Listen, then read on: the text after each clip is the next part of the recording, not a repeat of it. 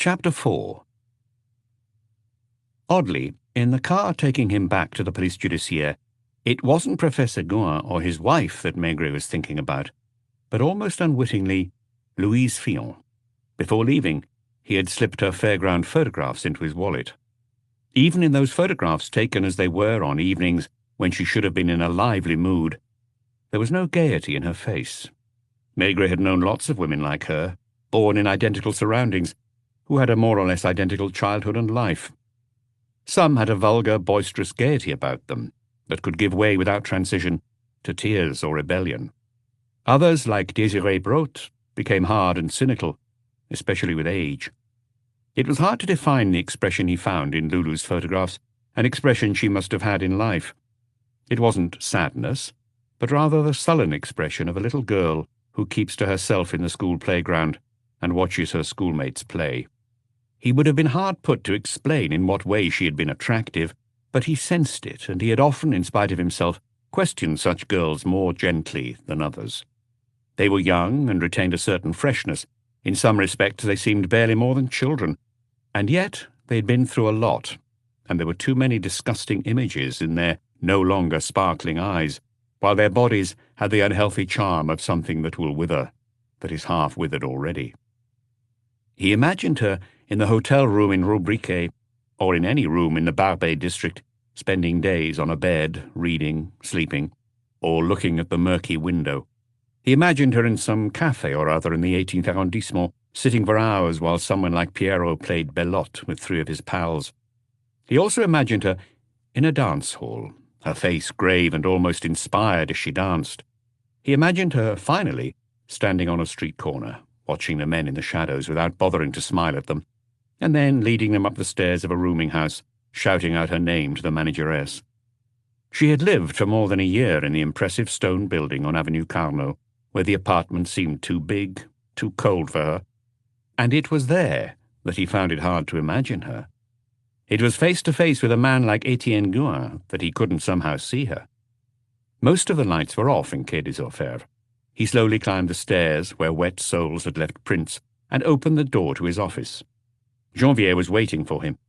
It was the time of year when the contrast is most noticeable between the cold outside and the warmth of the buildings, which seem overheated and where the blood immediately rushes to your head.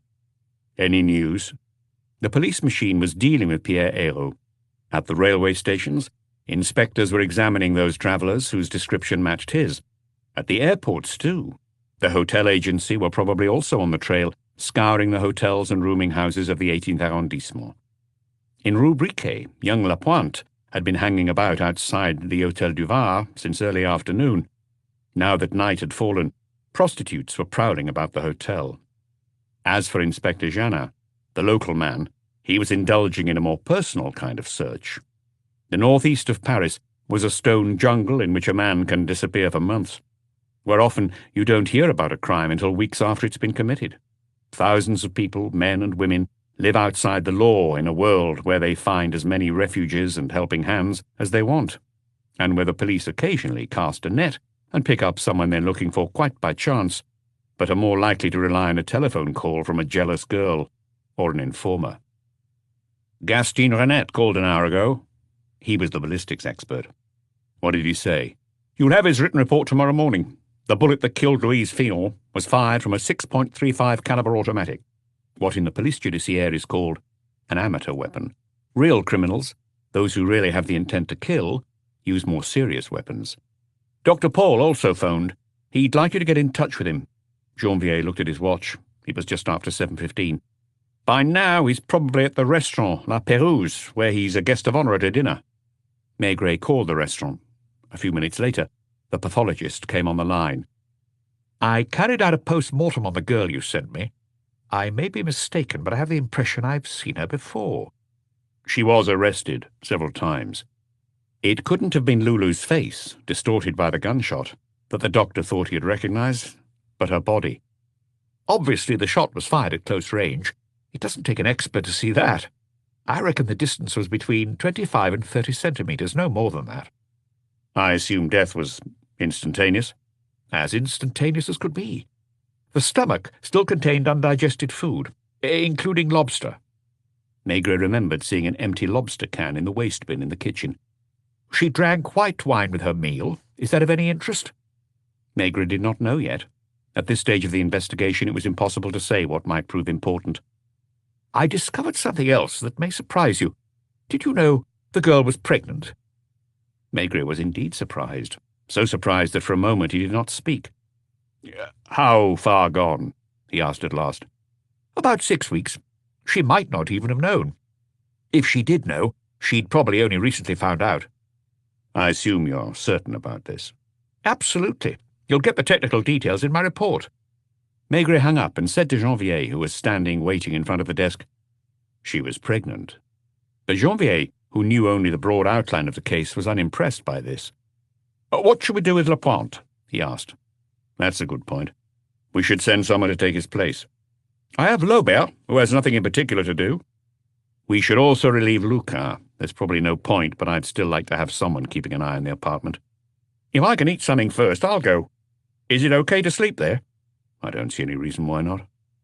Maigret glanced at the latest editions of the newspapers. The photograph of Pierrot had not been published yet. It must have reached the editorial offices too late, but his complete description was given. The police are looking for Louise Fillon's boyfriend, a dance-hall musician named Pierre Hérault, known as Pierrot, who was the last person to visit her last night.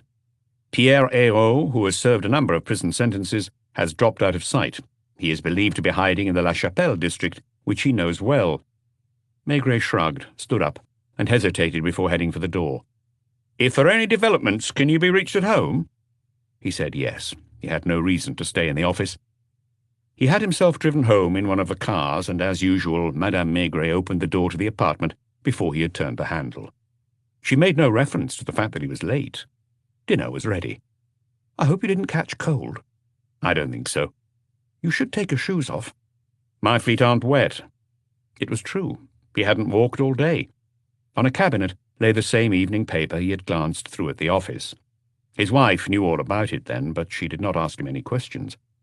She knew he wanted to go out again because he hadn't taken off his tie, as he almost always did.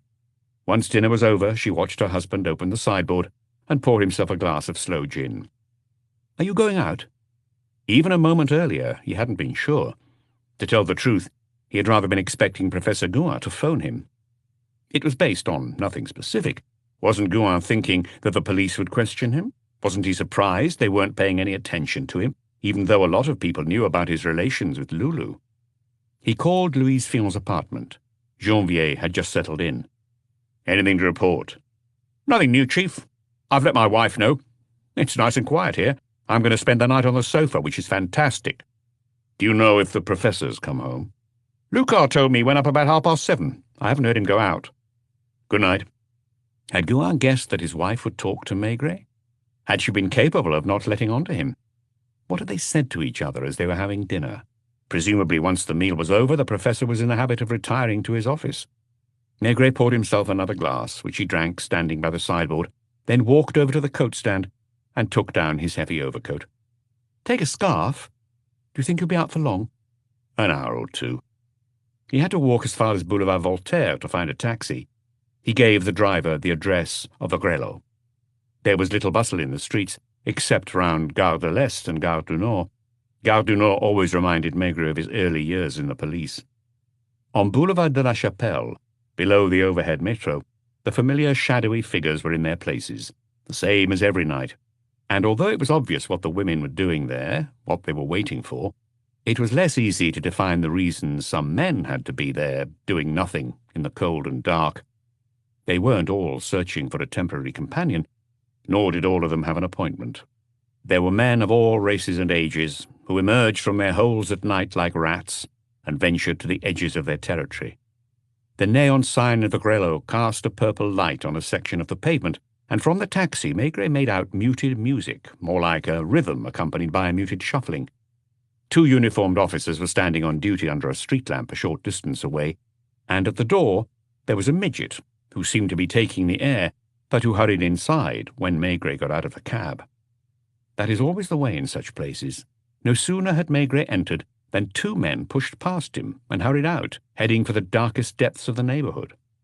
At the bar, others turned their heads away as he passed them, in the hope of not being recognized, and as soon as his back was turned, sped off in their turn. The short, stocky owner came towards him. "If it's Piero you're looking for, Inspector." He was deliberately speaking loudly, underlining the word inspector so that everyone in the room should know who he was. Here, too, the light was purple, and the customers sitting at the tables and in the booths could barely be made out, because only the dance floor was lit, and the faces received only the reflected glow of the spotlights, making them look ghostly. The music did not stop playing, or the couples dancing, but the conversations had ceased, and all eyes were turned to the massive figure of Maigret, who was looking for a free table. "Would you like to sit down?" "Yes." "This way, Inspector." Saying this, the owner had the air of a fairground entertainer, showing off in front of the painted canvas of his booth. "What are you drinking? It's on the house." Maigret had expected that as he came in. He was used to it. A mark." "An old mark for Inspector Maigret." The four musicians were on their balcony, wearing black trousers and dark red silk shirts with long puffed sleeves. They had found a way to replace Piero. Someone was playing the saxophone, alternating with the accordion. "Is it me you want to talk to?" Maigret shook his head and pointed to the balcony. "The musicians. Whoever knows Piero best." "That'd be Louis, the accordion player. He's the one leading the band. They'll be taking a break in a quarter of an hour, and he can come and talk to you for a bit. I don't suppose you're in a hurry." 5 or 6 more people, including one of the dancers, felt the need to go out for air. Ignoring them, Maigret looked calmly around him, and the people gradually resumed their conversations. There were a certain number of prostitutes here, but they weren't on the lookout for clients. They had come to dance, most with their boyfriends, and they were absorbed in their dancing, which for them was a kind of sacred ritual. Some had their eyes closed, as if in ecstasy. Others danced cheek to cheek with their partners, but without trying to move their bodies closer. There were also typists and shopgirls in the room, who were only there for the music and the dancing, and you didn't see any onlookers, any couples out for a good time as in most dance halls, getting a kick out of rubbing shoulders with the underworld. There were only 2 or 3 dance halls like this left in all of Paris. Most of the people here were initiates, and they drank lemonade rather than alcohol. From the balcony, the 4 musicians were looking imperturbably at Maigret, and it was impossible to guess what they were thinking. The accordion player was a handsome brown-haired man of about 30, who looked like a matinee idol and had long Spanish-style sideburns. A man with a big pocket in his apron collected small change. Couples remained on the dance floor. There was another dance, a tango this time, for which the spotlights changed from purple to red, erasing the women's makeup, staining the musicians' shirts. And then at last, the musicians put down their instruments, and the owner said a few words from below to the accordion player, whom he had called Louis. Louis looked once more at Maigret's table and made up his mind to come down the ladder. "You can sit down," Maigret said. "We start again in 10 minutes." "That's all I need. What do you have?" "Nothing." A silence followed. They were being watched from the other tables. There were more men crowding around the bar now. In some of the booths there were only women, touching up their makeup. Louis was the first to speak. "You're making a big mistake," he said in a rancorous tone. "About Piero?" "Piero didn't kill Lulu, but it's always the same." "Why has he run away?" "He's no more stupid than anyone else.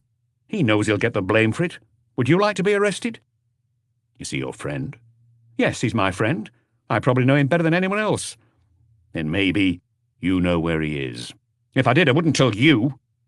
"Do you know?" "No. I haven't heard from him since we said goodbye last night." "Have you read the papers?" Louis's voice was shaking with contained anger. "People assume that just because someone plays in a dance hall, he has to be some kind of tough guy. Maybe you think that too." "No." "You see the tall, fair-haired guy who plays the drums? Well, believe it or not, he's someone who graduated from high school and even spent a year at university. His parents are comfortably off. He's here because he loves it, and he's getting married next week to a girl who's studying medicine. I'm married too, if you really want to know. I have 2 children. My wife is expecting a 3rd, and we live in a 4-roomed apartment on Boulevard Voltaire." Maigret knew it was true. Louis was forgetting that the inspector knew that environment almost as well as he did. "Why hasn't Piero married?" he nevertheless asked in a low voice. "That's another story." "Didn't Lulu want to?" "I didn't say that." "A few years ago, Piero was arrested as a pimp." "I know." "And?" Like I said, that's another story. What story? You still wouldn't understand. First of all, he was in care when he was a child. You know what that means? Yes. At the age of 16, they let him go, and he did what he could. In his place, I might have been worse than him. But I had parents like everyone else. I still have them.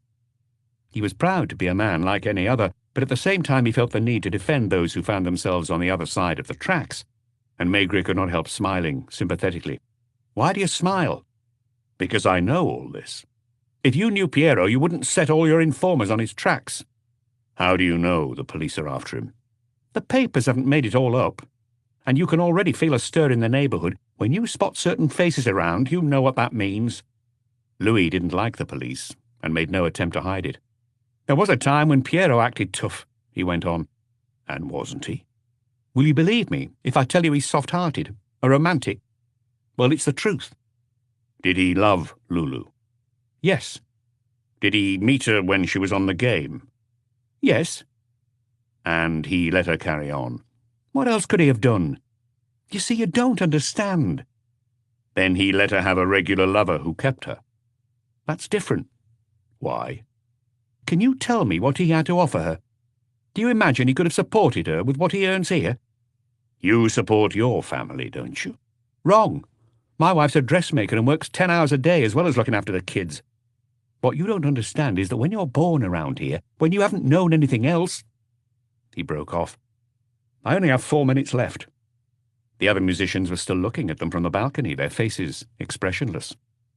What I know is that he didn't kill her, and the only reason he didn't get her away from that doctor of hers— So, you know who Lulu's lover was? What of it? Was it Piero who told you? Everyone knows it started at the hospital. All right, I'll tell you what Piero thought about it. She had a chance to get away from this once and for all, to have a steady life and not worry about the future. That's why he said nothing. And Lulu? Maybe she had her reasons. What were they? It's none of my business.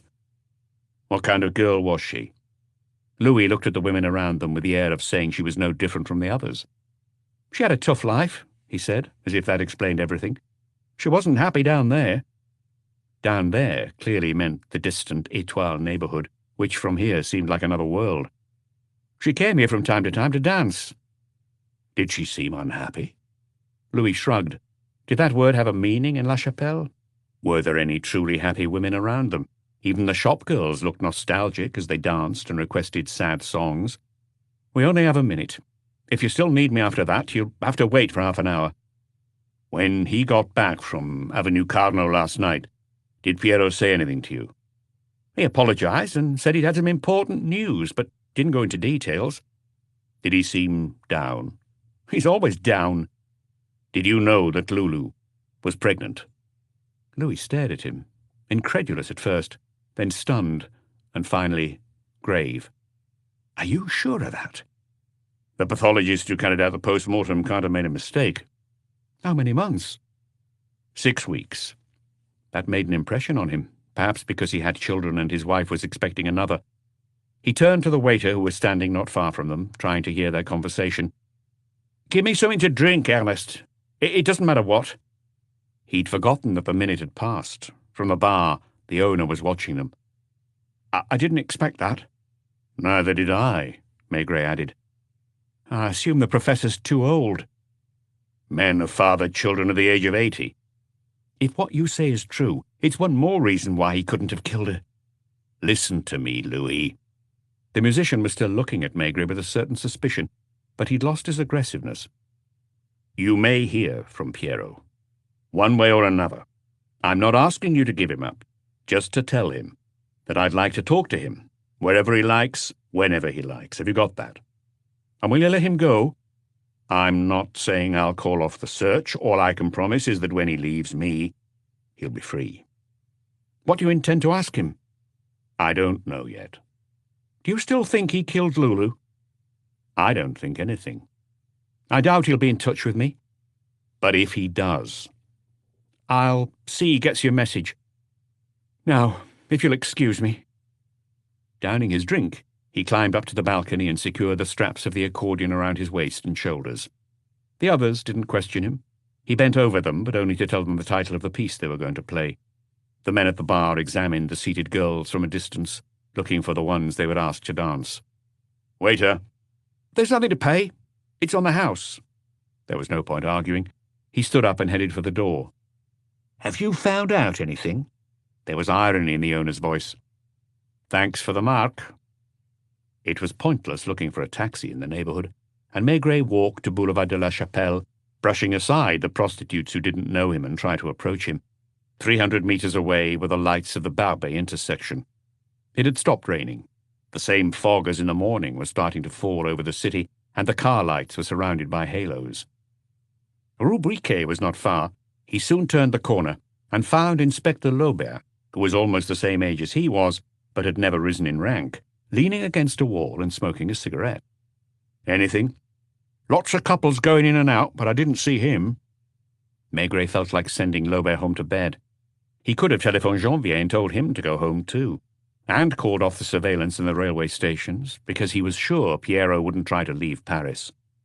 Only he was obliged to follow routine. He couldn't afford to take any risks. "Aren't you cold?"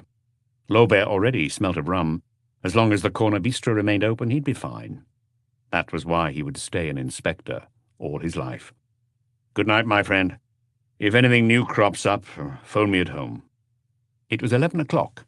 The crowds were starting to emerge from the cinemas. On the pavements, couples were walking arm in arm, and women had their arms round their partners' waists. There were some who lingered in dark corners, embracing, while others ran to catch their bus.